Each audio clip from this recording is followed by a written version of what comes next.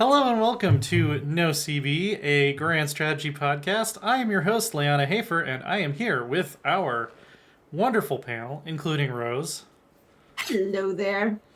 including Lambert, Hello there. and back from short absence last week, Father Loris. Hello. And we have not as much like news to talk about, but we have gotten to play a couple of the games that we normally talk about, which we'll be discussing a little bit in more depth. Starting out with Humankind, who announced the Persians this week for the Industrial Era, based on the Qajar dynasty of Persia, I believe is what the tweet says. So they get really good muskets. They're builders, and which is the production focused sort of archetype. I don't remember what their business or bonus is. Did either of you guys, Rose and Lambert, play a builder in the classical era in the open dev thing? No, I was mostly Roman and Greek. Yeah, I did the played Greek. Celts, who are agrarian, so they have like a thing where they can steal population from nearby cities, which is pretty cool. Yeah, builders, I don't think I recall what their bonus was. They build stuff, assumedly. Yeah. Well, I mean, I know they're focused on probably production. a bonus to now. production. I'm just wondering how that works, because most of the other ones, it's not just like, oh, you get just like a flat science bonus. It's usually like a thing you actually click on and make a choice about how do you want to science, or, you know. Although the wealth-focused people are not like that. There's no button to click on. It's a deal that you can make with other empires around the world for the wealth-focused one. So I guess maybe the different types just have different things they can do, and the agrarian one is you click a button, you get a bunch of food. The science one is click a button, get a bunch of science, but it doesn't have to be all of them. Which I really like the diplomacy system, which they just showed us for the first time in this scenario.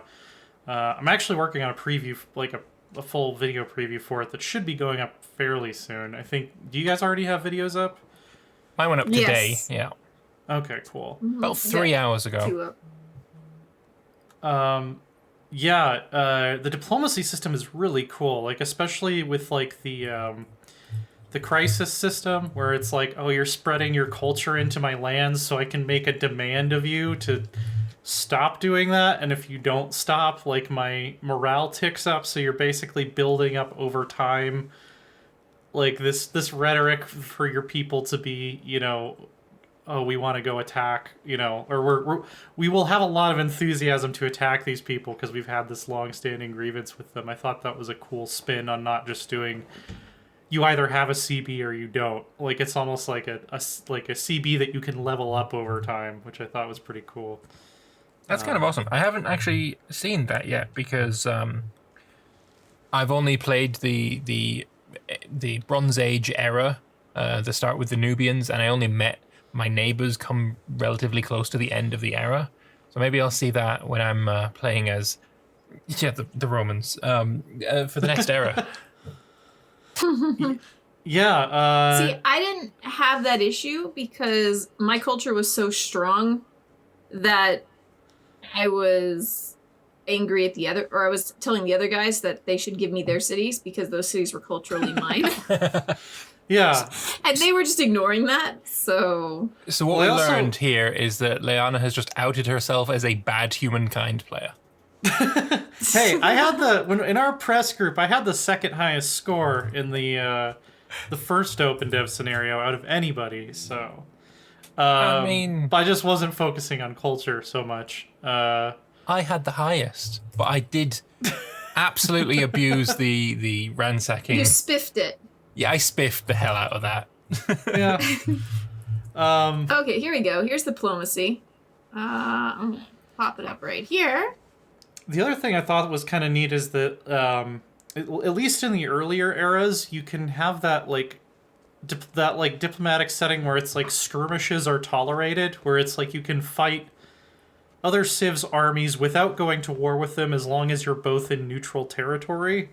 I love that.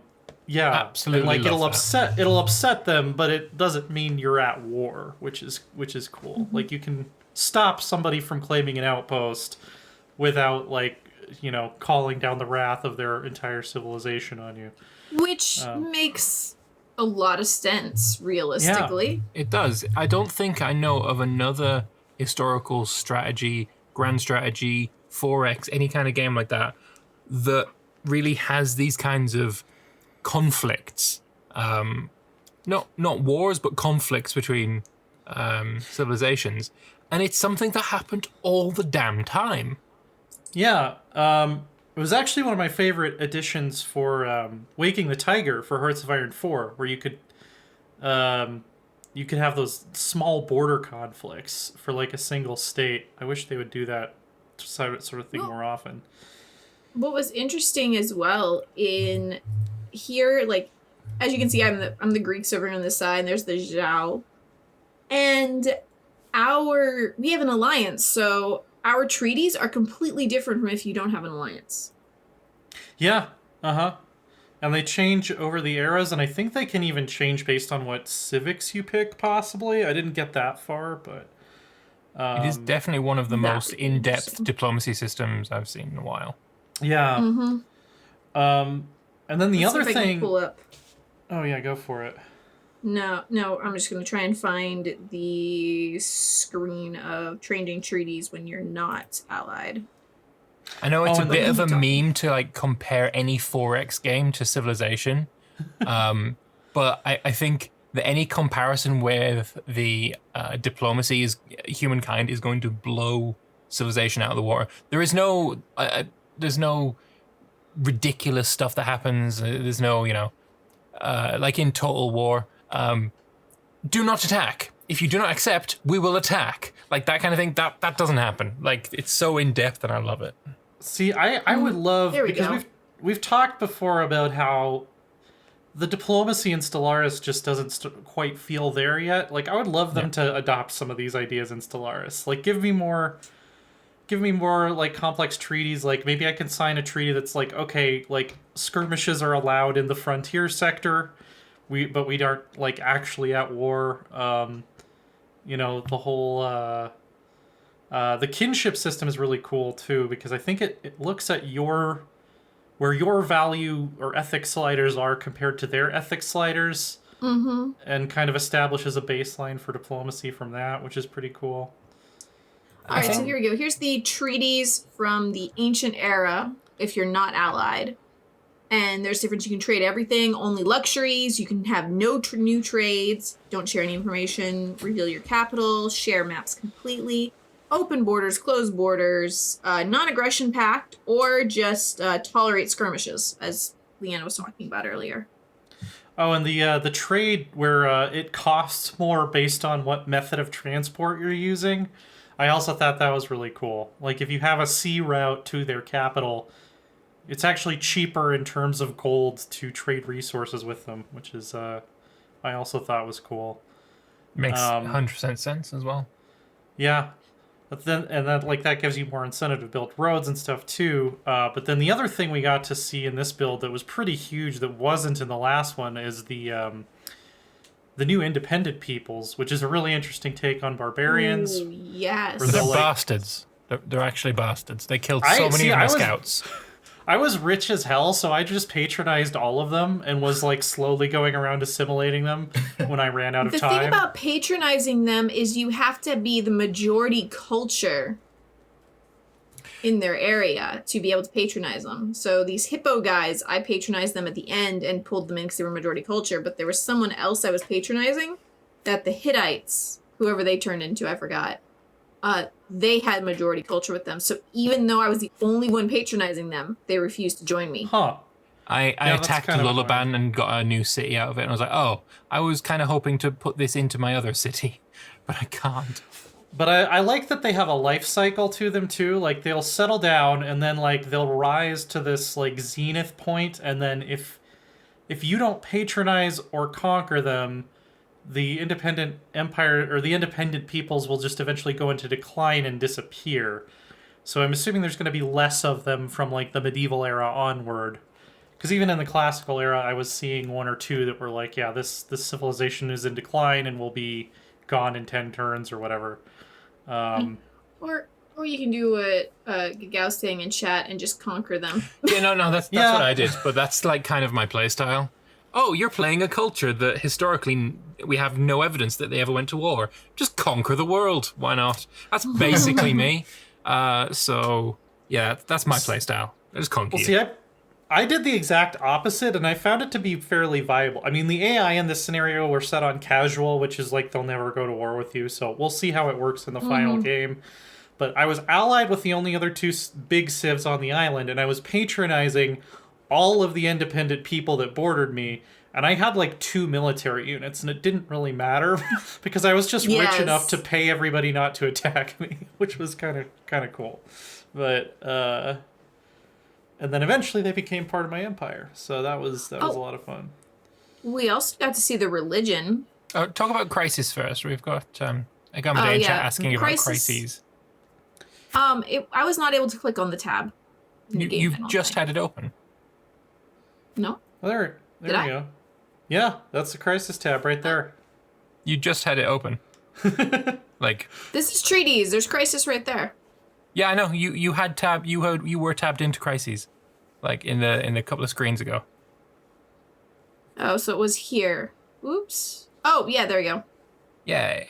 That was it. Yeah, it popped up. This is my culture controlled their cities, and so I could demand it, and they never gave it to me. They never even acknowledged it. So I'm kind of wondering if that is not complete. Well, no, because here's the thing. The longer that demand is on the table, if you refuse to withdraw it, your morale against them will continue to go up. And if you get up to 100 morale, you can basically declare war on them for free, and your people will be like super psyched, and like there won't be any unrest. Like if you're just at 50-50 and you declare war, your morale will drop below 50 like immediately, and your people are like, I don't know why we're fighting them. We don't really have like a legitimate reason to be fighting them. I'm gonna get mad, and the stability of your cities is gonna go down. Whereas if you've been like, hey, that city should be ours because it's our culture for 100 years and they haven't done anything about it, then you can declare war, and your people will be like, yeah, that city should be ours, and they'll fight harder, and you won't have any stability problems while you're at war. So like I was saying, it's almost like the CB system, except you can slowly level up your CB over time. See, I prefer to go with the with the ethos of our podcast here. It doesn't matter if I have a CB or not. I'm just going to attack you. Which I'm sure that's a play style. Like, I'm sure there's like options you can pick, like especially with cultural civics, where it's just like your people don't really care whether you have a good reason to go to war or not. But speaking of war, though, his lovely Greek outfit here, which is actually the same dude that I had in the ancient era. Yeah. Where he's... Yeah. So your leader will change clothes, but they will still have the same like overall physical appearance. They'll still be the same guy. This leads me to speculate that there's going to be a character designer, and you're going to be able to create your avatar that you're going to play with, and this is going to be you, and then you're just putting on different cultures' clothes. That's what I'm thinking is going to be the case. I think that Lambert is 99.9% correct. I could almost swear that they put out a trailer that mentioned a character creator, but I could just be completely misremembering. Iwade says that was in the teaser. Yeah. Okay, cool. Well, I didn't watch the teaser. I like to go into things blind. I watched it, but it was a long time ago. I've also got a terrible memory, so I might have watched it. Yeah, I mean, I started. I guess you had to start as the Nubians in this scenario, but then you could become anyone else after that. So I did one game where I became the Celts and one game where I became the Goths, and they have like a little voiceover thing that talks about your new civ, and like all of your like basic house-looking buildings get replaced by the new culture's buildings, and your ruler's clothes change. There's actually we're looking at my video, which is why you see my logo here, because I scrolled back too far. Come on. Wait, because I start out picking. You can pick all the different choices. And there we go. Pretty video. The artwork is, as always, gorgeous. I have the audio turned off, but I'm sure it's available. I'm sure it will be available in Lambert's video as well. Oh yeah.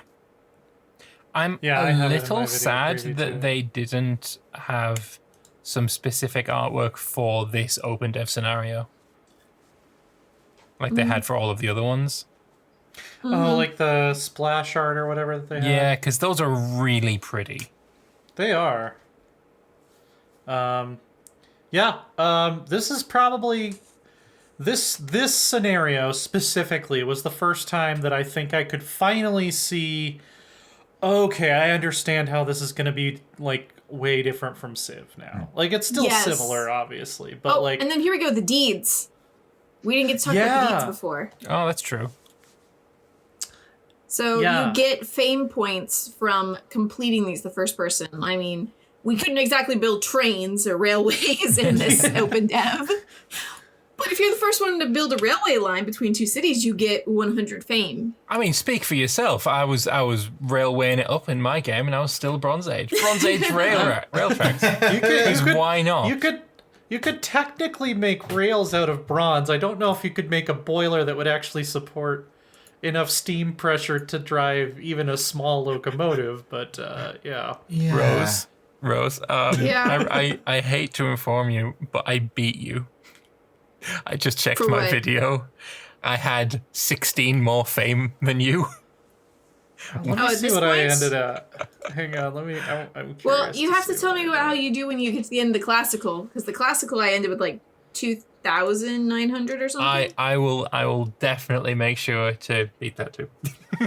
My final score in the classical era was 2184, so I think you both beat me. I haven't done the classical yet. But I'm at 948. The way it works to proceed to the next era is you have to get stars. You collect stars through these areas that I have up on the screen right now. You have certain numbers of pops in your civilization. You've researched a certain amount of tech. And there's 3 levels for each one in each era. Yeah. There's certain amounts of money, fame, which is the little purple stars you collect. How many units you can kill. Yeah. How many you can kill, how big your army is. You can also get them for building wonders, which I love that you claim a wonder now, so you can't have someone like finish it one turn before you and cancel your wonder. Yes, yeah. Like you claim a wonder when you start building it. Yeah. If there's a Petra, I would love to see, like Quill 18 actually grab the Petra and build it and realize that no one else can take it away from him at the last turn. Yeah. The funny thing was I built Stonehenge because I knew I was going to be the Celts, and then later I built the Temple of Zeus right next to it. And I can just imagine the people who built Stonehenge looking up this huge giant temple being like, well, screw us, I guess. Like, most important holy site in the nation doesn't look so important anymore, huh? Yeah, but which one's still standing, huh? Which one is still standing? Damn right. That's right. Oh, there's mine. Oh wait, no. A good well-made henge will stick around for quite a while. I think I got the points for the most beautiful place for the Temple of Zeus. Yeah, it's kind of like a gate. I didn't build one. But that's again, awesome. I've only just started my Roman period. Voodoo in chat is saying that the AI will still find a way to steal Petra from Quill 18. They conquer even if the game mechanics don't allow it.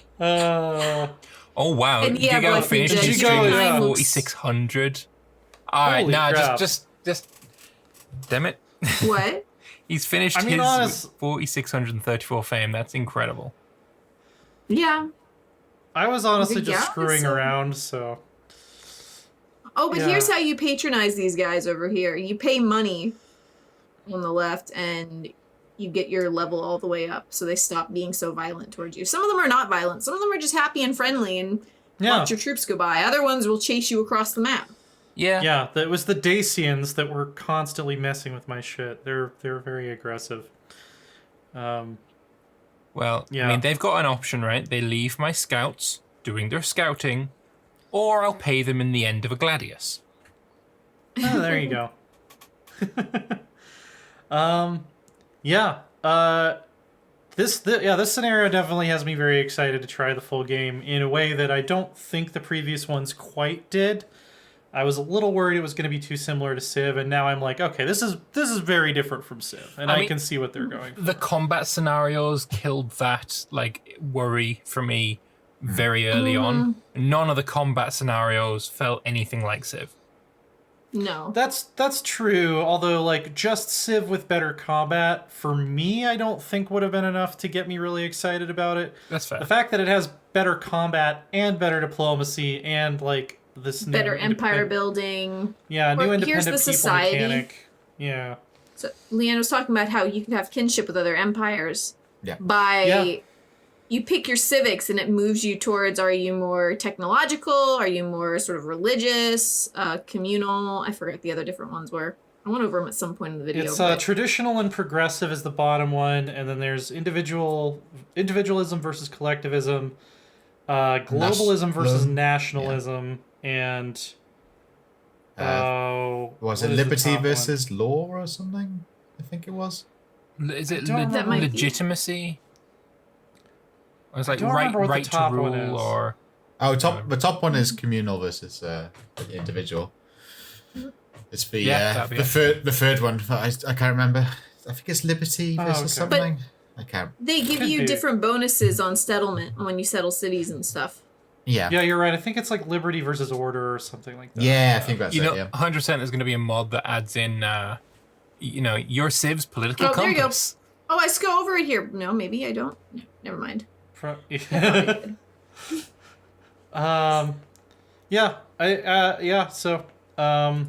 was there anything else about the scenario you guys wanted to bring up before we move on to some Paradox news?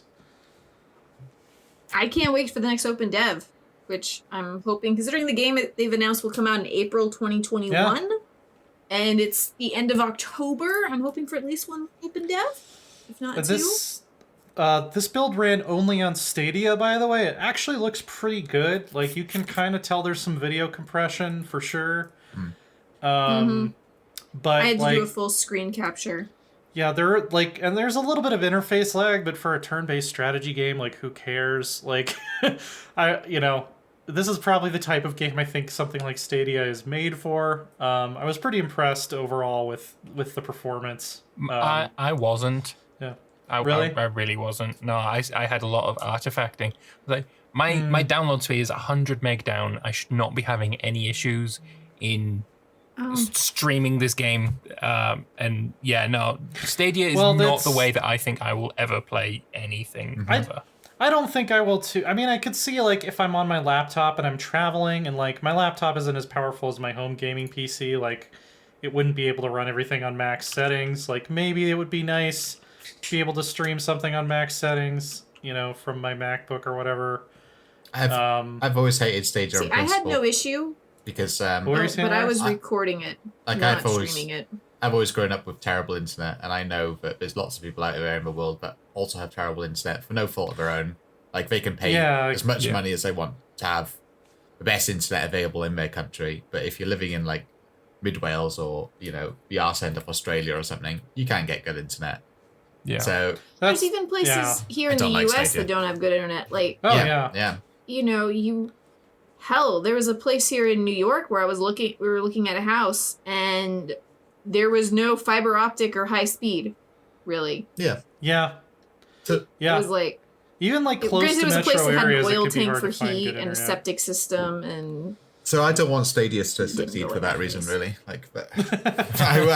Because if gaming companies move to Stadia exclusive stuff, it cuts off so many people. Yeah, Stadia exclusive, no. I would actively rebel against that. But it could be nice for people who have good internet, but maybe not a good gaming computer, especially for a turn-based game. Yeah. What was the other thing I was going to say about that? Was I had some other really good point, but I have forgotten it because I'm me. Well, do you know where they do have good points? back in the Roman era with soldiers and swords and gladiuses and stuff. Yes. So they were very pointy. This week's Imperator Dev Diary. They're completely reworking the military tradition system, and I kind of love it. Particularly the fact that you can opt into unlocking another culture's military trees, which is, something that the Romans definitely did. It's kind of everybody was doing it around this time. As our Imperator Rome correspondent, Lambert, what do you think about these changes? Initially, I was actually kind of hesitant on it, to be honest. Really? Going into other cultures' trees, it says nothing in the dev diary about anything other than having like an adjacency with that culture. We know now, though, that, from the comments, that you actually have to integrate a culture before you can, unlock their trees. It's just, I kind of hoped that there'd be more than just trees now. I'm not a fan of the, you've got some boxes here that you click and you get bonuses. It just doesn't feel very flavorful to me. I'd prefer like a different system entirely. As well, there's this same issue that I've had for a while now. With, for example, right now he's playing as the Antigonid Kingdom, and one of the last boxes there, the bottom right one, is called Silver Shields. The Silver Shields were Alexander the Great's special forces.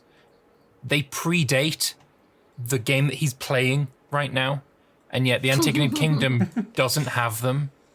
There's another one called the Sarissa Lance, the Sarissa Pike.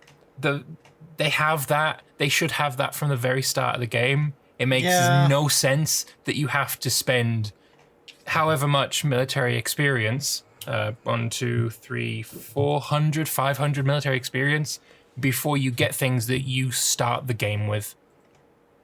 It's... Yeah, I mean, if I was gonna be like really kind of like low dev burden focused, like you could just change the name of it to like Advanced Sarissa Tactics or something, like, because they have Sarissas, like Philip II had the Sarissa. Yeah. But if they just change the name of it to something that doesn't imply that they're inventing this, like the bonus, I think makes sense. But they should probably. I mean, they've showed in this dev diary they're changing the names of some of the technologies, which we talked about last week. I think they could do the same thing with military traditions to not represent the fact that I'm okay. I'm happier with it than I am with the current system. It's just I kind of wanted to move away from military traditions in general. I don't know how, but I'd prefer to move away from it, to be honest. I do like the idea of, being able to unlock things from other culture groups. Like, for example, like if you're the Bosporan Kingdom, it'd be nice to be able to get some bonuses to having horse archers if you've got a large, happy culture of horse archers, like the Sakians, the Parnians, these, steppe horde people in your empire, and they're happy. Yeah, you should get some bonuses to that. So I like that aspect of it. But yeah, it's just I wanted a unit designer kind of thing. I still would love a unit designer. I would still love to just be able to have like, I don't know, 3 ranks in like they're in the Republican era with auxiliaries and like Hastati and Triarii, and they all have a different morale threshold I could set up at which point they fall back. But I think I'd have been okay with 3 ranks, but like the first rank would be your skirmishing phase, and then you'd have your main body of your force, and then you'd have reinforcements, and then the flankers would be something else entirely. I think I'd be happy with that. For this being a Autumn of War. Are we still calling it that? There's not been a whole lot of war in it. Most of the massively good changes have been UI. I don't know if there's really amazing war changes. I mean, this dev diary here has got changes to military traditions, and it's, I guess, the first kind of thing that they're changing with, with the military. Or the first thing they've told us about so far. I mean, there's combat width, but really, how much does that doesn't merit an entire, DLC about it or an update named after it. I'm hoping there's more. I'm really hoping there's more, because this doesn't feel like an Autumn of War just yet. Well, moving on to technology, it still looks like spaghetti to me. Oh yeah, the UI is certainly not finished. Yeah, I hope not. It sounded. I was confused about if they were actually saying here what it sounded like they were saying, but it kind of sounded like they were taking some of our feedback into account as far as let's see if I can find the line here. This also added the need for more character and identity for some inventions in order to be able to craft your civilization into something unique that differs from playthrough to playthrough. So I don't know if they're saying that different cultures are going to have access to different advances, or that maybe they'll be named something different based on what culture you're playing. I kind of hope that's what they're saying, but the wording is pretty vague. Yeah, I'll be very disappointed if in a playthrough as Macedon, as I always play a playthrough as Macedon every update, I have to either ignore an entire branch of a tree or, suck it up and pay for a bunch of updates that give me bonuses to your tribesman output. I'd be really disappointed if I have to do that to progress down a tree, because I hate those. I hate those. Just don't ever take them as a civilized nation. Yeah. Anyway, yeah. I mean, it's I will be very happy if they end up doing something now or even in the future where your advances are based on your culture and maybe what other cultures you integrate or are in contact with. That would be a great incentive for the Romans to integrate Greek culture and very much line up with what actually happened. Yeah. If it's like, oh, we get access to all these awesome Hellenic advances if we integrate Greek culture. So it'd be nice if there was might be outside the scope of this update, but yeah, it'd be nice if there was a way to measure how close your cultures are, other than are they in the same culture group. And then have these lovely Roman numerals on the top, right? Aye, that's nice. Yeah. Mm-hmm.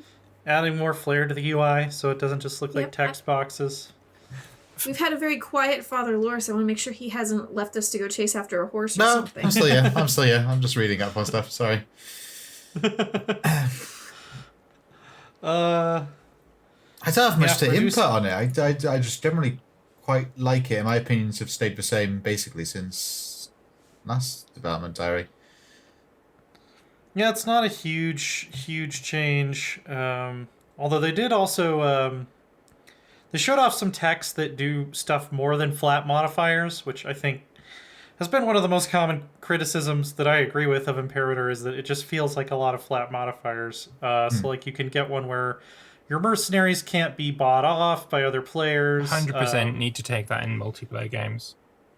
That is a must-have. Yeah, unless you're playing some sort of 4D chess thing where it's like, oh, I'm going to make them waste their money buying off these mercenaries as part of my master plan. Reducing cost to deify ruler, free imprisonment on gamblers and debtors and corrupt people. That one's especially a must. The corrupt. Yeah, especially free imprisonment on corrupt characters will be very, very, very powerful. So, have they said anything yet about how close this is to coming out? I haven't really been watching. No, but I have my thoughts on that. there was the Gama Sutra article that came out last week, which basically said that on the 24th of November, they are going to release Imperator Rome. Oh, what are they calling it? It's not Emperor Edition. It's a new edition of the game that's going to have all of the DLCs in it. And I'm going to look for that right now. They're re-releasing Imperator Rome, according to Gama Sutra. Oh, but there's new artwork with all the for free it DLC included. as well. All the DLC included, yes. And that's coming out on the 24th of November. So I have a feeling that this update is going to be either that day, which has been said. Snow Crystal has said in the forums that that's not the case. But I have a feeling that it might be close to the case. Like the day before or the week before, something like that could be, on the cards. So yeah, I'm expecting sometime like the 20th of November, something like that. Yeah, I could see that. Yeah. And it's called the Premium Edition. Okay. And it makes sense considering what happened when Imperator released the first time. Sort of, they've made all these major changes to the UI, all the previous changes that we've talked about here that Lambert loves or hates or has varied opinions on. Yeah. Mostly in the positive.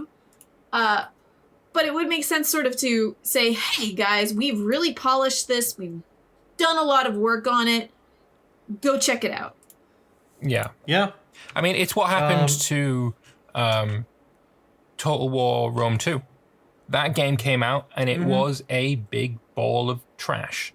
And then they fixed it and they released the Emperor Edition, and it's now it's good enough to be installed on my SSD. Let's put it that way. It's a decent game. It's a good game now. And it generally has like pretty good concurrent player numbers too, even now. So yeah, I hope the Imperator. I mean, it's almost like there's a curse on Rome games where they're not going to be up to snuff at launch, and then they have to be fixed later. But yeah, one game that was good on launch and did not have to go up to snuff.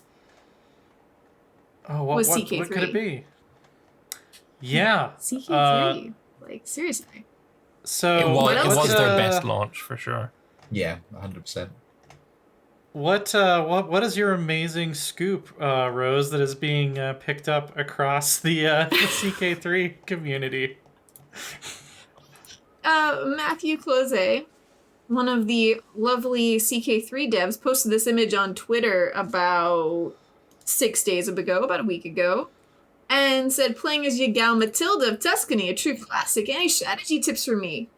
I took one look at this image, and I played Matilda a lot due to the achievement bug, and also prepping for the Creator Coliseum that never happens. Oh, don't remind me. But the first thing that struck out to me is that this image is missing Duchess Matilda's parents. Oh, yeah. Also, her clothes are wrong. Yeah. She has no parents, and I definitely remember her mom dying during the course of the playthrough multiple times. Every playthrough.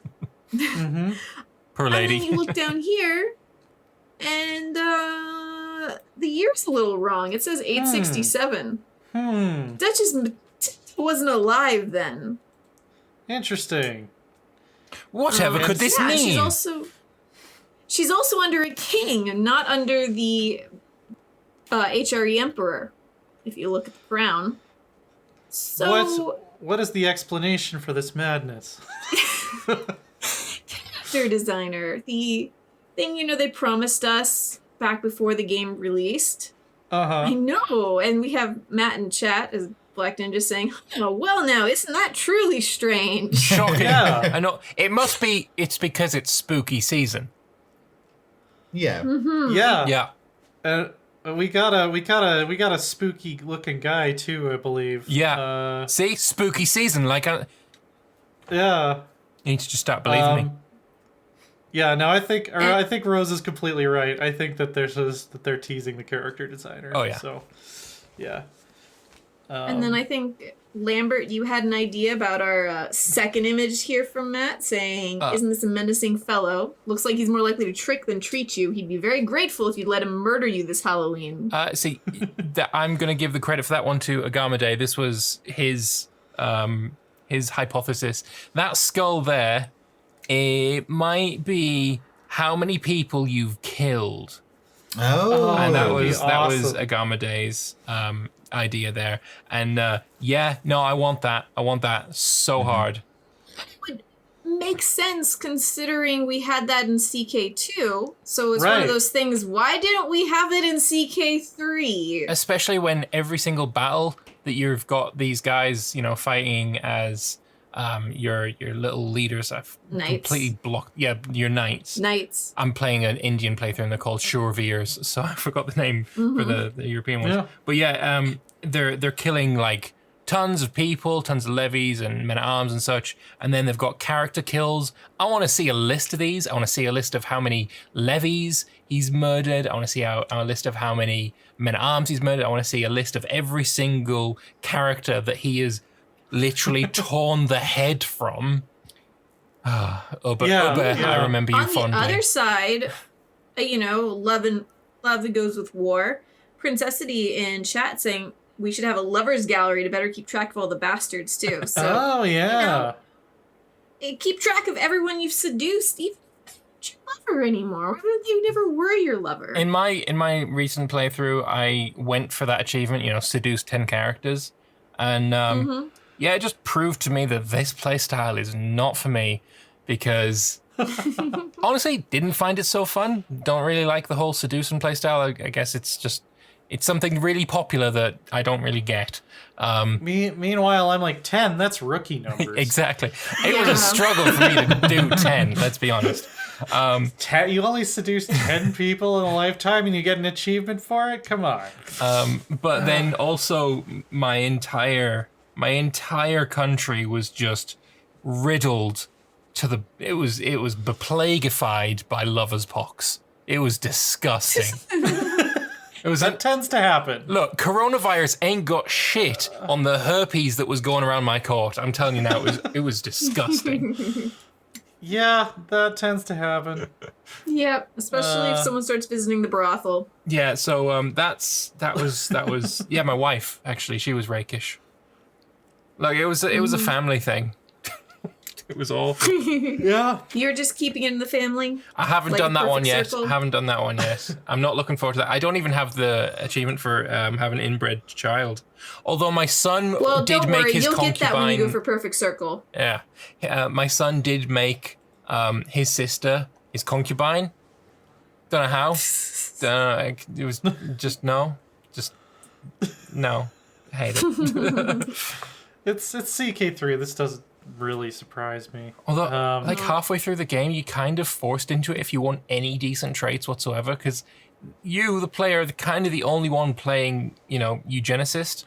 And so if you want, to be breeding genius and robust and all this, you kind of have to dip into the family swimming pool from now and again, Well, the trick about that is you start early with it, and then you go for, I think it's blood. Is it blood? The family legacy. Yeah.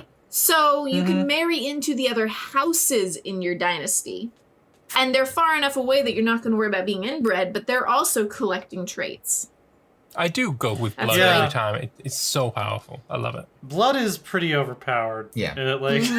Compared to all of the other ones, it's pretty overpowered. Every time lapse I've done, by the end of it, you go clicking around and looking at the leaders of the different empires. All of them have max traits of everything.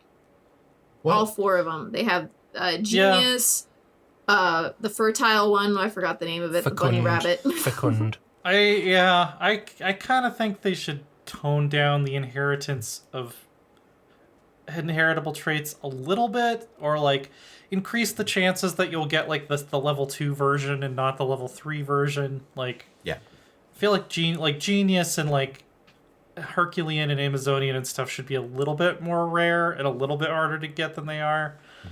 If you have a whole family that has the level 1 or the level 2 version, that kind of makes sense. But level 3 should be a little bit harder to get, I think. Yeah, I'd be alright with that. Yeah, ditto. And also make things that are a bit more inheritable, like albinism and stuff, like... Yeah. Well, you can choose albinism as your, the trait through, you get to choose a trait when you take blood. Yeah. Albinism is one of the ones you can take. And giant and dwarfism. Yeah. Oh, yeah. I usually pick giant, even though it's not the optimal choice. I just like having a whole house of giants. I didn't have to. My Ragnar's, son's playthrough, the first character I had, Fitzurk, he married his Hufgudi, who was a giant, and her giant genes have spread far and wide. She is the mother of giants. I love it. Something about the character designer. It's going to be interesting to see if it works on the point system like it did with CK2, or if they've designed something different. And then how will things like dwarfism, giantism, albinism, how will they fall? Will they be positives or negatives? It's going to be interesting. Yeah. Yeah, because I did not like the way CK2 did it at all. No, I modded away that all the time. Oh yeah, I just did the ruler designer unlocked mod all the time. Yeah, because like every time you added a good trait, it would increase your age. Yeah, you couldn't get achievements with it either. So why bother? Yeah, though it would be interesting maybe if you get 40 points to use or something before it starts affecting your age. Yeah. Right. Because otherwise you just take wounded. Every time you take wounded for either -5 or -10 years. Because then if you do that, your character will become scarred, which is a positive trait, very quickly, or die and you restart and nothing's lost, other than a bit of time. Except there was a Coliseum event that they did on the Paradox channel 2 years ago that I was narrating on, I think with Aldra or Adaway? I don't remember. I forgot who was in it. But someone who was participating, one of the 4 people, did that, and they gave so many negatives to themselves. And then they got a kid and promptly died. And they were not able to murder anyone. I think that was it. A Black Ninja saying in chat that the age system style of CK2 was quite annoying. I always just end up stacking some minor negative traits to offset it too. If he thinks it's annoying, and he's one of the ones that's probably working on it, then I think we're in safe hands, quite perhaps. Hopefully. Yeah. And Prince Eddie is saying that they don't get why Scarred and CK3 adds to attraction. There's some historical things about that, because in a more warlike society, someone who's scarred shows that they've been in battles and they've survived. Yeah. And also a tasteful scar is pretty sexy, Yeah, I was gonna say, I like a scar sometimes. Just a single slash across where your eye sort of. Yeah, if it breaks your eyebrows. Oh. Yeah, Geralt's scar, for example. No, don't forget exactly. Or the main character in the new Netflix thing, Blood of Zeus. I've yet to see that. There's a burial. There's a skeleton they found from the Celts in the UK. This guy, he had those bone growths all over his head. He had to have been hideous. Yeah. And yet his grave is just full of all sorts of precious metals and interesting and amazing things. And it's thought that he was a very revered person because of those bone growths. He was so tough, he could take blows to the head and just keep coming. Yeah. That was Ubba. That's Ubba's grave, and I will have no word of argument on this. That was Ubba's grave. It could be. It could be. Yeah, it could be. Leo Mem Panther saying, wouldn't having no scars prove you're a better warrior since the enemy couldn't even touch you? I would say no. I'd say the ability to survive is a bit more impressive than, you've got no scars, or you've never been in battle then, Well, there's there in RPGs there are soak tanks and there are avoidance tanks. They're both valid strategies. not getting hit or just being able to get hit a lot of times. You know, they can both work. They're both viable builds. So, yeah. If only we were segueing this into Baldur's Gate. I thought this was going to be like a Shadowlands podcast all of a sudden. I was kind of worried. Father Loris and I will go off and do like a spin-off WoW show. Oh my goodness. Yeah, I've been playing a shitload of it recently. Yeah. One thing I haven't played in a while, though, that I'm excited to get back to at some point soon is EU4. Especially because they're adding more stuff for people like me who like to play tall and not pick the map. Now this is the thing I was really excited about. Like, but yeah. God, but it's right at the bottom of Dev Diary. It's the stuff I'm super interested about. Yeah. Well, I mean, that's the big thing. Like, the small stuff is like, they're adding a thing so you can see how much governing capacity you would save by building a courthouse in any given province, which is awesome. I've wanted that for a long time. Yep. You can look at the governing capacity of your subjects, which is cool.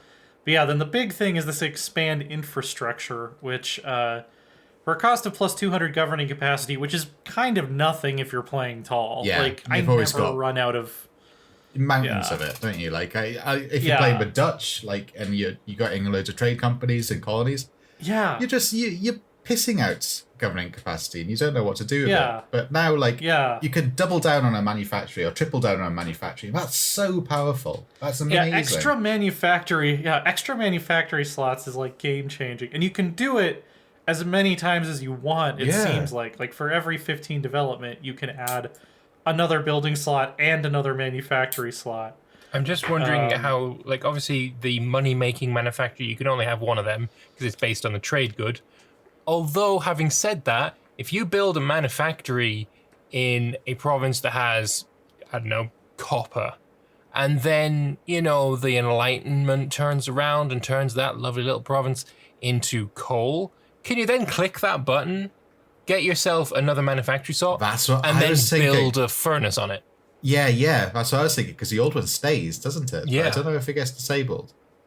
I don't know. I don't know, actually. I've never tested that. I will say it's really annoying having to go around and delete them.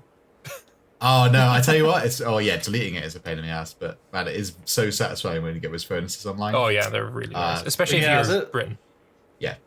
This is going to let me finally play, like, the game that I always want to try where, like, you know, I start as, like, Portugal or something, and I just try to, like, bring as much of the world's resources back to Portugal as possible.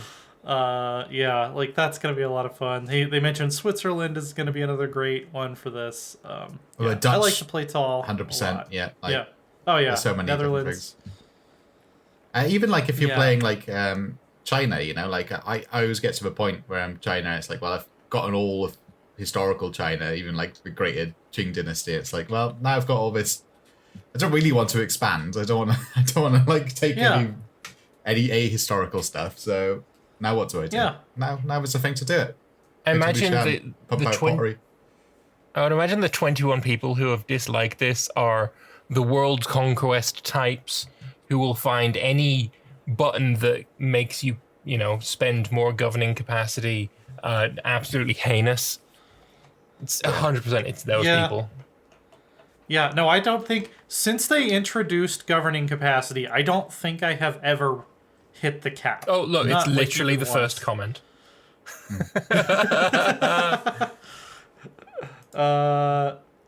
Yeah, I don't think I've ever touched the governing capacity cap in my whole entire EU4 career.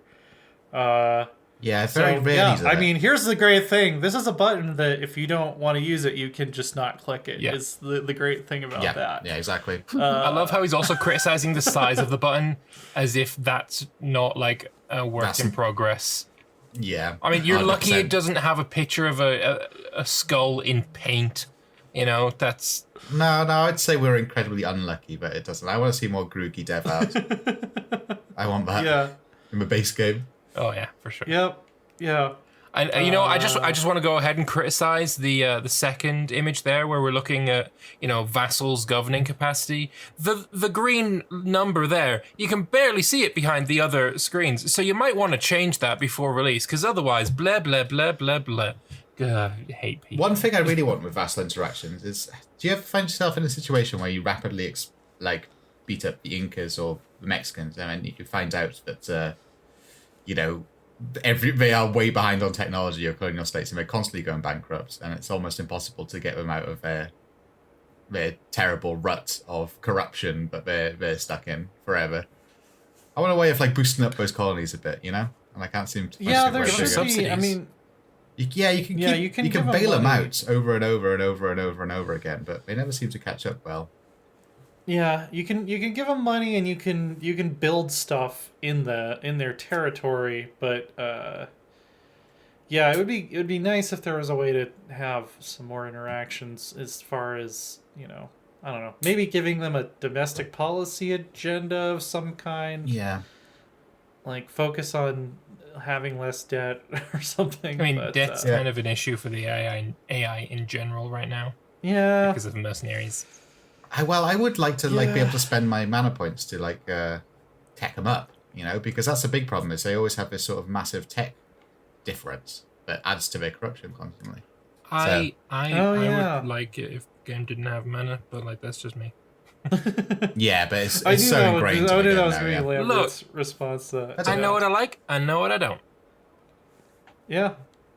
No, it's fair. I think Imperator's better without it, and EU4 could do without it if they wanted to. True. Yeah. But another Paradox game that doesn't have mana? Bloody Stellaris, innit? Yeah. I mean, yeah. I guess you could say you could kind of consider influence to be, or what do they call it in Stellaris? I'm blanking. Yeah, I think it's influence. Yeah. The purple space. Kind of. Yeah, it's kind of mana. Yeah. But, okay. Fine. It represents political will of the people instead of some sort of abstract, phylactery that your ruler's abilities leech into. I mean, so that all comes back to, and I'm sure we'll do a podcast more focused on it at some point. What is your definition of mana? Because for me, it's all down to the logic of how it's generated. Like an Imperator, the logic is, the more loyal your governors are, and the less corrupt you are, the more you can impose your political will doing certain political tasks. I think there's a certain logic to it that makes sense. In Stellaris, your influence is gained by how happy the certain factions in your empire are, and the different treaties and your diplomatic stance within the galaxy. That's how you generate it there. It has a certain kind of logic to it, more than baby was born with 3 birds, 2 swords, and a fucking piece of paper. Yeah, I mean, there's a large group of people who argue quite a lot that things like minerals and currencies are a type of mana, which I don't really agree with. No, I don't either. There is a certain amount of abstraction to literally every system in the game, unless we're going to be starting calling, this building is mana because it's not built with bricks made of clay. It's Are we dumb. Are we paying for this with a solidi or denarii, or are we just everything making has harder? Abstraction? It's in clay or mud brick, that's I need to know exactly how many talents of silver are in this shipment that is going to Egypt. What do you mean Egypt's using the same currency as Greece? What the fuck's going on? Exchange rates? Are you telling me that there's no changing exchange rates between these different currencies as their states rise and fall? Yeah. I mean, yeah, it is where do you draw the line of how much abstraction are you willing to accept? Because I can tell myself, I can RP in my head that mana in EU4 is just generally modeling the idea that when you have a shit king, you have a shit time. Yeah. But it doesn't translate, very directly into, any specific historical occurrence. Yeah. And just the idea that, the fact that this king is shit is based on a matter of he was born and whoever gave the baby to you in your arms said, he's got 12 mana points total spread across these 3 categories. Have fun. See you later. Versus, it would be nice like if you're a kid was born and they had a certain number of points, and then they could gain or lose points as they grow up. A bit like we've already done CK3. Well, what we have done though, and what we can't actually give an opinion on, though we can talk about, is something that's quite the opposite of birth. We have death and Necroids. Yes. This is the first podcast where we've done 2 segues into the same subject. because we diverged so much that we had to re-segue.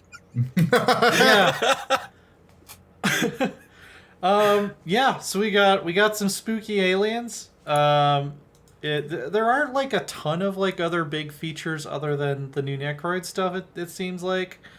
We got a couple new traits for Gestalt governors. They're adding this DirectX 11 launch thing. If you go back to the performance dev diary, I think the upshot of it is that the game is going to start up faster. I don't know if they said anything about actually fixing late game performance. I was looking for that specifically and didn't see anything about it. Stefan Anon did release a video a couple of days ago, or maybe today, basically saying that, late game lag is severely reduced. Oh, well, that's really good to hear. There have been videos of that ilk every single patch for about a year and a half.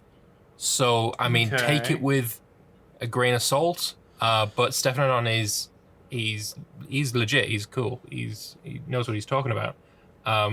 So I would say it has got faster. If you're gonna put like the standard amount of mods on, it probably won't be. But I think the game has got faster.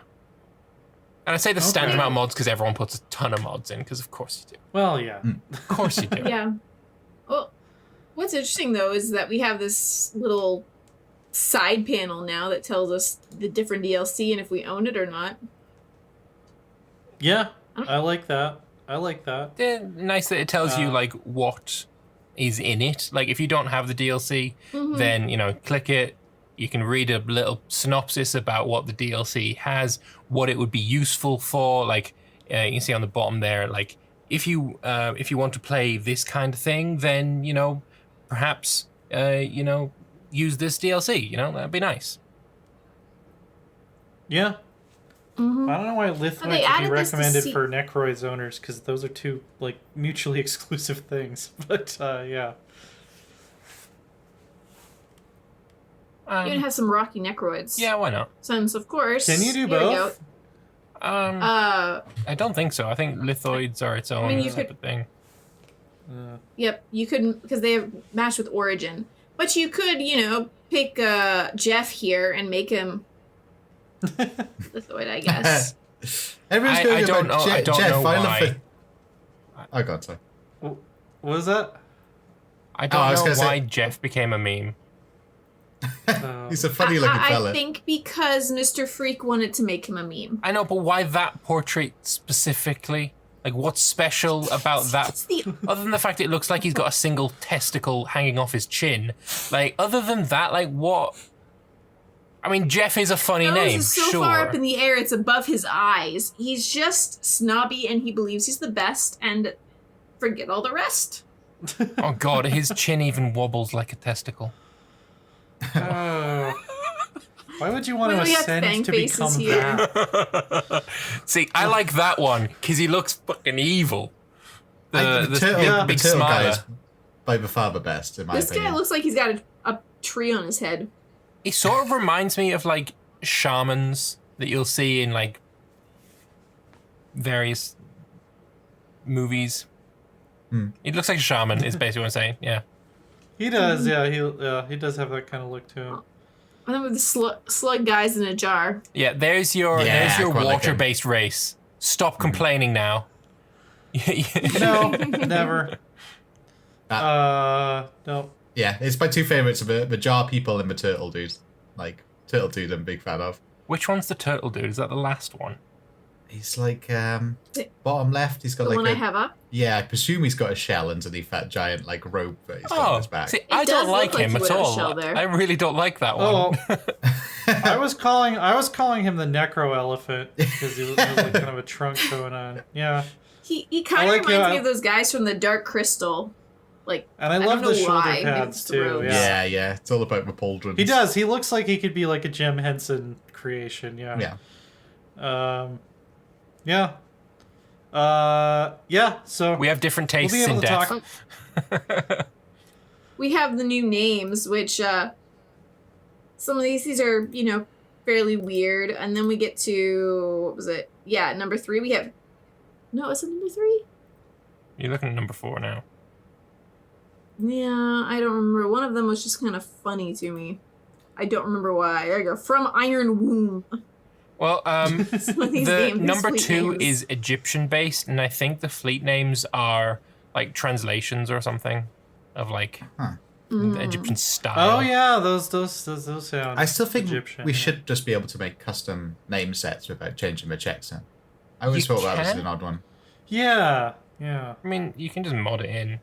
No, it changes the checksum. Does it really? Yeah, it does. Yeah. Well, that's a big bag of penis. Yeah, no, it's really bad. Like because you end up, if you want to have a specific name set, you have to go around and name all your towns, and it'd be easier if you could automate it. It would be. Yep. I really like the look of Necroid City, but it doesn't look like it fits into the background as much as any of the others. Like No, like the sky should be like dark and stuff. Yeah. Also, I want to be able to do necrophage on a bloody tomb world. Why? Necrophage should come with the tomb world.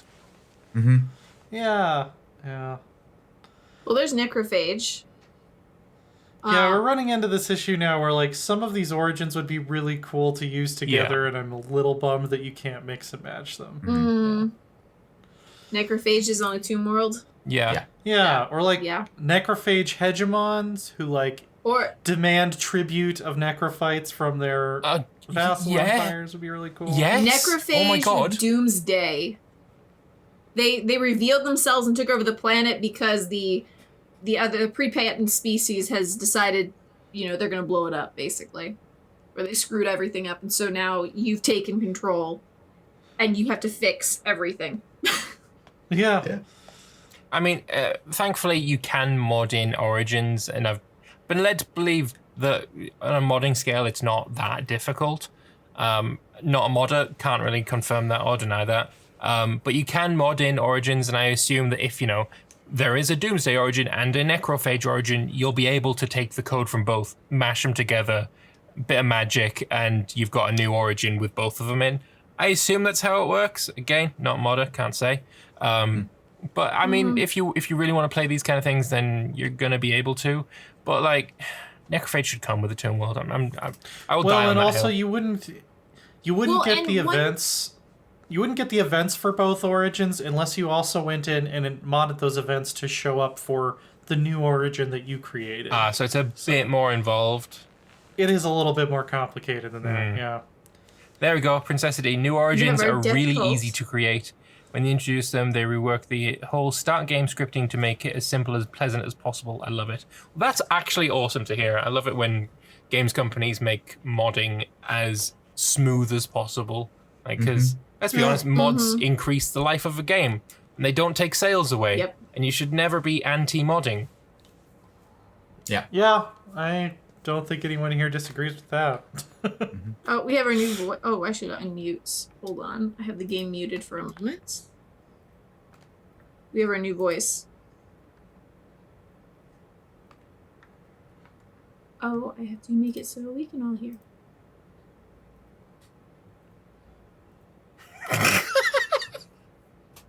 She's like, Death comes for automation.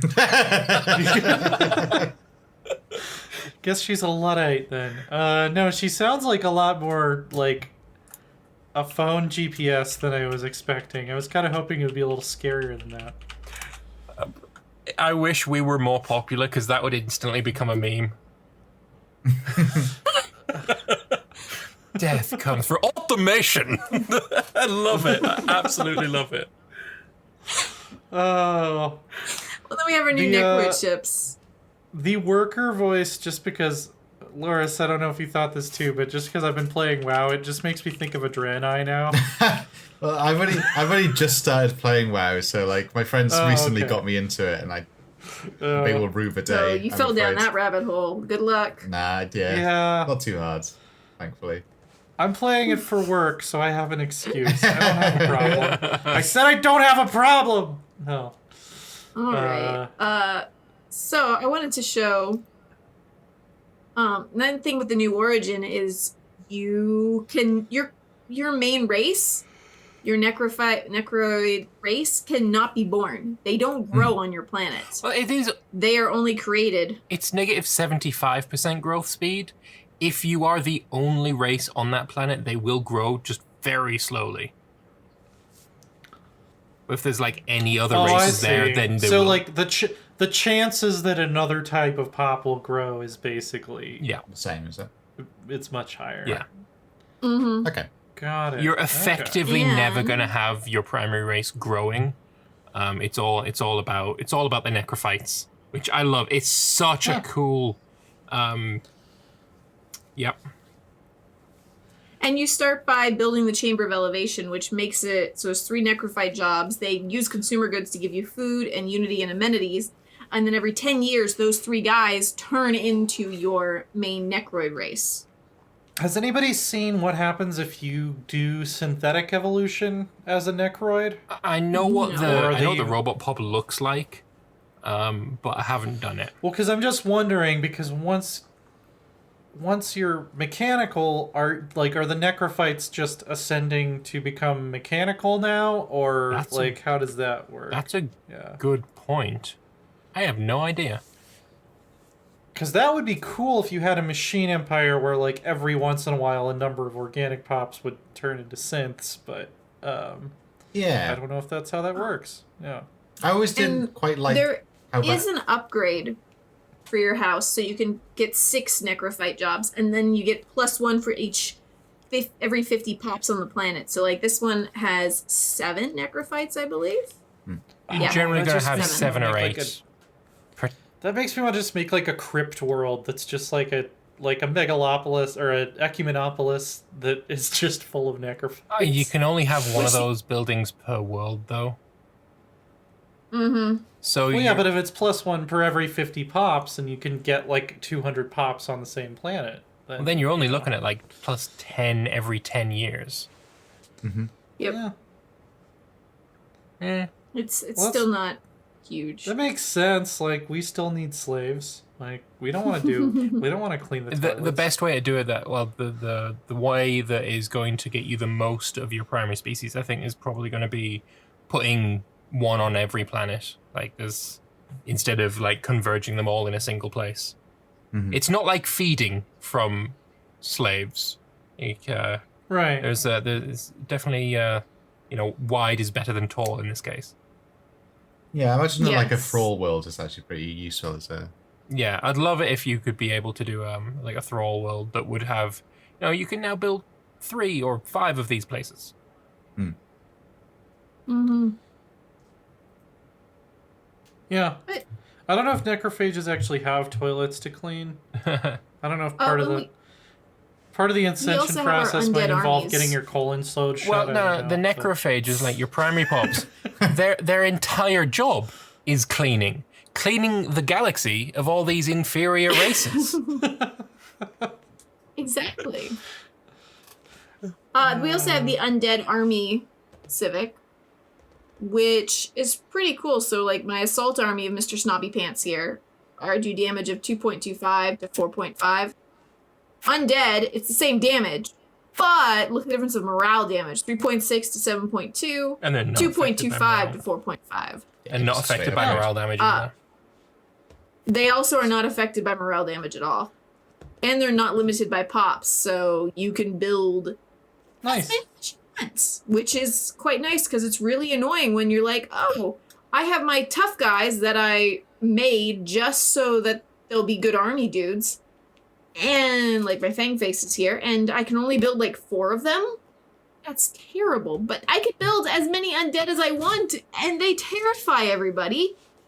And they don't care about being terrified. It is a little annoying that you need to waste a civic slot on that when there are so many more useful things, and the ground game in Stellaris didn't get any updates since before when it was already bad.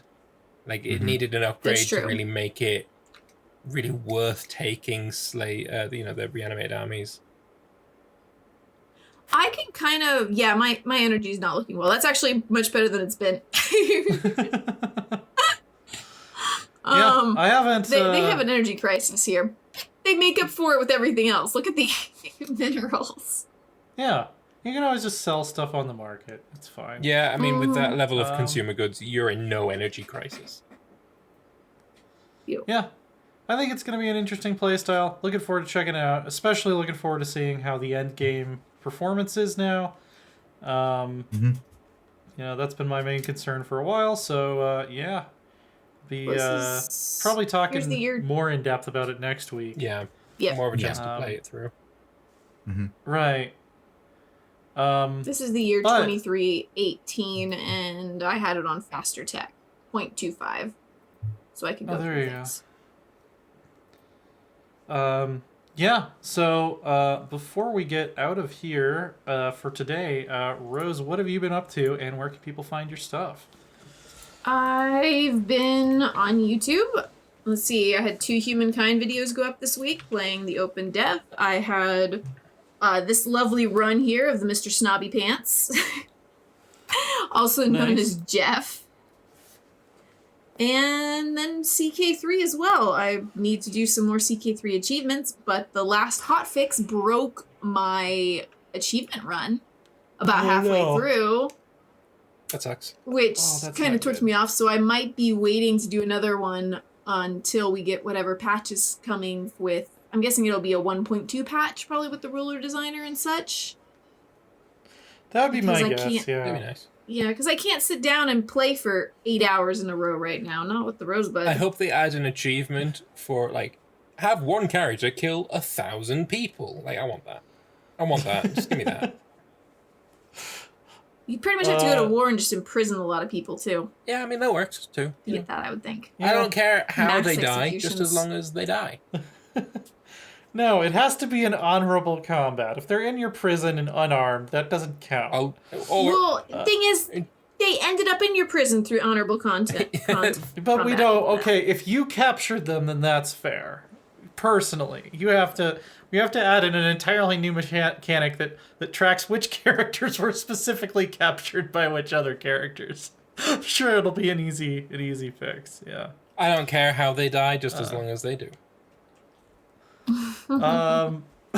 Lambert cares not from whence the blood flows, only that it does. Well, Lambert the Bloodthirsty, what have you been up to, and where can people find your stuff? Been doing quite a bit of streaming on the weekdays. Stupid early o'clock for most people. It's just when my kid is at daycare. And I've been playing a bunch of different stuff there. I've recently finished the Solasta early access content, which is the most D&D-like game I've ever played, way more so than Baldur's Gate. And that's a lot of fun. And I've also been playing a bit of Kingdoms and Castles, a bit of Accidental Stellaris, just stuff here and there. And then on YouTube, it's been mostly CK3. And I'm wrapping up a couple of campaigns there and going to start some new stuff. I can't believe you're playing stuff that's not even on topic for the show. Loris, let's talk about Shadowlands for the next 45 minutes. But what have you been up to, and where can people find your stuff? Well, I've been playing a bit of WoW. I haven't played too much WoW, but apart from that, not much. Just been trying to stay in a good mental state while living in a Welsh dystopia. I don't know if you know this, but they banned bucks in Wales. I mean, it is awful, awful stuff. So I'm just trying to stay positive because... they banned what? Bucks. American dollars? No, reading material. Oh, books? Books? Yeah. Well, you can't... I can't buy books in Wales. You can't buy books? No, you can't buy books in Wales. They consider it like a luxury, which is sick. But anyway, What? I'm trying to stay positive. What kind of Wait, you medieval? can't even buy, like, Yeah, I know, e-books? right? I mean, like, I am furious and I feel like there should be a lot more international outcry about a country banning books. You know, I feel like that should be a much bigger There's a thing. history Wait, behind wait. being anti-book. Yeah, there is a lot of bad You history can't about buy being e-books? anti-book. So I would imagine it's something to do Well- with, COVID germs on pages. But oh, it's I all could just understand bullshit. possibly like physical books, but e-books? No, it's just physical books, but even then, I don't understand it. Okay. Like, it's yeah, just- I don't Loris know. doesn't strike me as Well, the like- ebook type. No, Well, I know, hang but on. you So, could still turn to them if. like if I want to, yeah, well, I can't buy a book anyway. It's awful. Apart from on Did they Amazon, just I have to like close- I have to smuggle it in from fucking England and Okay, risk that's- arrest to get a book. I mean, it's so you awful. can't even order. You can't even order books online. I can from Amazon. I can from any Oh, sort okay. of Welsh supplier. So I can buy it from a big mega corporation, but I can't buy it from a bookstore. Well, like if you or a shop. went out on the street and just like sold a book to a friend and they paid you cash, are they going to send the police? Well, it would after be you? illegal. Yeah, that would be it. Wow, That'd be so it's illegal. not just that they're shutting the stores down. Like you literally can't exchange money can't for exchange- books in yeah. Wales. I can't buy books, unless I want to pay it to a mega corporation. It's insane. I can't stand any Alright. single thing about it. So I'm trying to stay positive because understandably, when you're living in a country that has banned books, it's quite hard on your mental health, right? It's not great. Yeah. Yeah. Okay, you know what? I think it's time that we just find the closest living descendant of Llewellyn the Great, overthrow the Welsh government, and establish a new order. You know it's pretty bad when like a fucking medieval king is probably better on books than a modern In government. fairness, unless you were the clergy, you probably wouldn't be able to read back then. That's true. But that's they true. would probably have Yeah. banned people reading books to you. Yeah. Oh, Luckily, I can buy as much alcohol as I want. That's essential, apparently. but Until books until are- lockdown 3. you can get as drunk as you want. Yeah. You're just not allowed to Oh, read. not only that. I don't want to get too political and ranty, but you're not allowed to buy like clothes. That's not essential, apparently. But alcohol, cigarettes, completely essential. they just Look, in fairness, They it's just want you- Wales, they of just- course, alcohol is essential. They just want you wandering. They just want a bunch of illiterate people wandering the streets naked with like a giant flagon of ale. And, yeah, pretty much. Yeah. Oh, It's modern UK. Anyway. it's Wales has probably a vodka. government. Oh wow, Leo. Anyway, I'm trying to stay positive. It's very hard though. Can I Well, just point out well, to people, and, Wales Going with doesn't the have a H in positive. There's a comment from Agmade here that needs to be shared. Ebooks in Wales are just e-readers strapped to sheep. Pretty much. Yeah. it. Oh, everything comes back to well, send all of your best wishes to Father Lawrence. Send some who is- fucking bucks. That's what I want. I want to. send him books. Yeah. Unless that's illegal too, in which case we're not encouraging Probably that. is. Probably is. Because I God don't knows want anymore. the Welsh.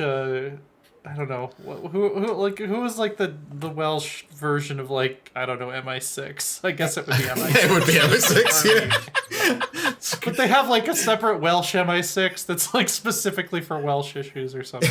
I don't know. Chasing Yeah. down horses, finding people that fall asleep in front of fires, Yeah. finding sheep murderers. Oh, God. Yeah. So, anyway, I'm Lord Sworn Order on Twitch. We're probably going to be streaming some more horror games through the end of this month and a little bit into next month. That usually starts about, if you're watching this live, an hour and a half after this podcast ends, 4:30 p.m. U.S. Mountain Time. The least populated, but also best and objectively correct time zone. I mean, I wouldn't say it's the least populated or the best, but it's got a cool name. It is the least populated because Central Time actually includes For like most of the America, Great Lakes. I'm sure there's some. least populated in the. Well, yeah, I'm sure there's some Pacific time zones that have fewer people in. Well, think Yeah, of them. there's like Alaska and Hawaii time, and then like if you count Canada, there's like the Maritimes Like the Far Eastern Canadian Maritime. Central Western Standard Time is the least populated of all time zones. Where is that? And there's also, it looks like Greenland? Okay. There's also one time zone, UTC minus 12 hours, which has no population. The only land within it are the U.S. atolls of Howland and Baker Islands. There you go. That one's the least populated. And therefore the best. Because there's nobody that lives Because there. it's got the fewest people in it and people suck. Along the Ara Highway in Western Australia, for about 350 kilometers, are several very small villages that use their own unofficial time zone of UTC plus 8 hours and 45 minutes. Just stop. No. I refuse. It's no more than a few dozen kilometers wide and has a population of less than 150 people, but it is an official time zone. Crazy. Oh, man. Yep. Anyway, you can find the podcast. We're NoCB Cast on Twitter, iTunes, Twitch, Stitcher, YouTube, all kinds of places. Mm-hmm. They're all on the banner thing. You can see them right there if you're watching us, or If you're listening later. if you're watching on YouTube, they're linked down in the description below. Yeah. Oh, yeah. It's a good thing. And yeah, we'll be back same time next week. We'll have more Necroid stuff we'll be able to talk about then. And yeah, see you then. Bye-bye. Bye. Take care.